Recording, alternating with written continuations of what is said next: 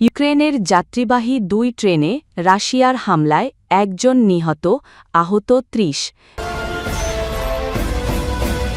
সহজ হোক কিংবা কঠিন, হামাসকে নিরস্ত্র হতেই হবে, নেতানিয়াহুর হুঁশিয়ারি।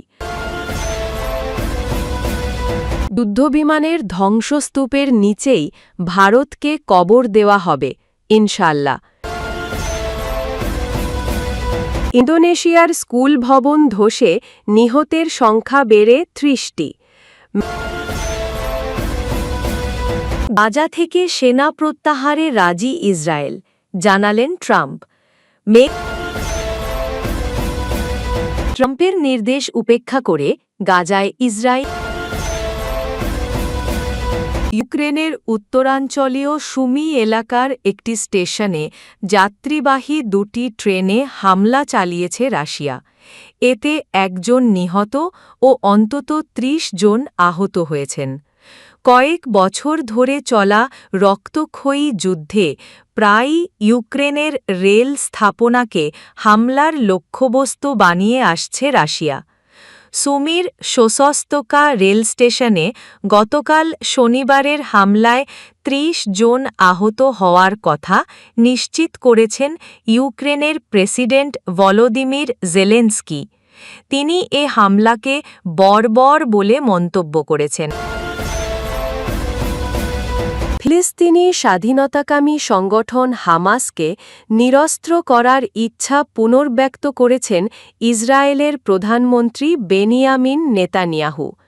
সেই সঙ্গে তিনি গাজা উপত্যকাকে অসামরিকীকরণ অঞ্চল করার ইচ্ছার কথাও জানিয়েছেন।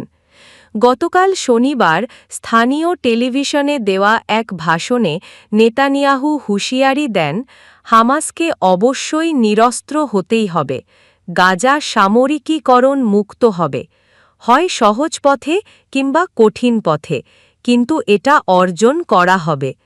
নেতানিয়াহু আরও বলেন, গাজায় হামাসের হাতে জিম্মি ইসরায়েলিদের কয়েক দিনের মধ্যে ঘরে ফিরিয়ে আনতে পারবেন বলে আশা করছেন তিনি। আগামীকাল সোমবার থেকে ইহুদিদের সুক্কোত উৎসব শুরু হতে যাচ্ছে, যা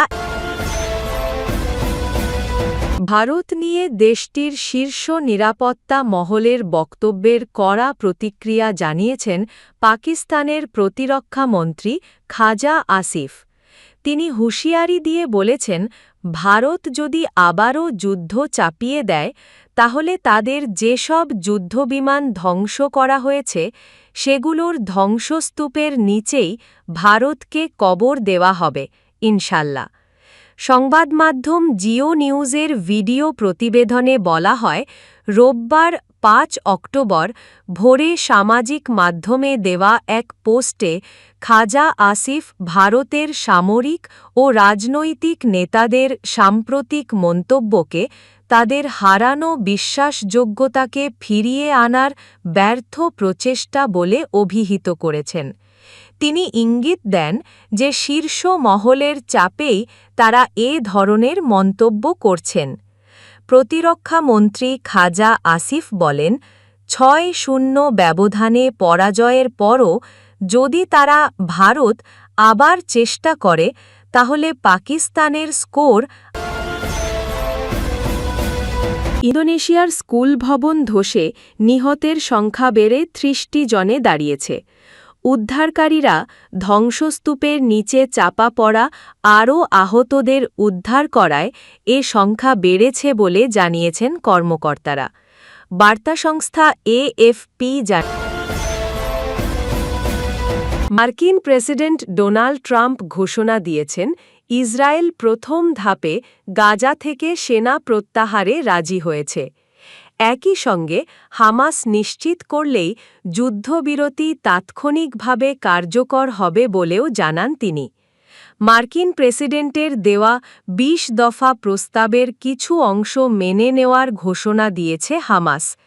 স্বাধীনতাকামী সংগঠনটির এমন ঘোষণার পর গাজায় ইসরায়েলি আগ্রাসন বন্ধে নতুন আরেক অগ্রগতির কথা জানালেন ডোনাল্ড ট্রাম্প। স্থানীয় সময় শনিবার সামাজিক মাধ্যম ট্রুথ সোশ্যালে দেওয়া এক পোস্টে তিনি জানান, উপত্যকাটি থেকে প্রথম ধাপে সেনা প্রত্যাহারে রাজি হয়েছে। যুদ্ধবিরতির অংশ হিসেবে হোয়াইট হাউস গেল সোমবার একটি মানচিত্র প্রকাশ করেছিল, যেখানে ইসরায়েলি সেনাদের প্রত্যাহারের বিভিন্ন সীমারেখা দেখানো হয়। ট্রাম্পের নির্দেশ উপেক্ষা করে গাজায় ইসরায়েলি হামলা, নিহত আরও 46। ট্রাম্পের নির্দেশ উপেক্ষা করে গাজায় ইসরায়েলি হামলা। ফিলিস্তিনের অবরুদ্ধ গাজা উপত্যকায় মার্কিন প্রেসিডেন্ট ডোনাল্ড ট্রাম্পের নির্দেশ উপেক্ষা করে ইসরায়েল ফের হামলা চালিয়েছে। এই হামলায় আরও 46 ফিলিস্তিনি নিহত হয়েছেন। শনিবার 4 অক্টোবর ভোর থেকে সন্ধ্যা পর্যন্ত দখলদার বাহিনী এই হামলা চালায়।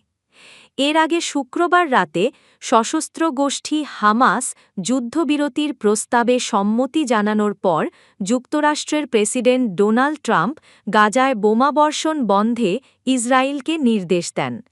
কিন্তু তার এই নির্দেশকে বৃদ্ধাঙ্গুলি দেখিয়ে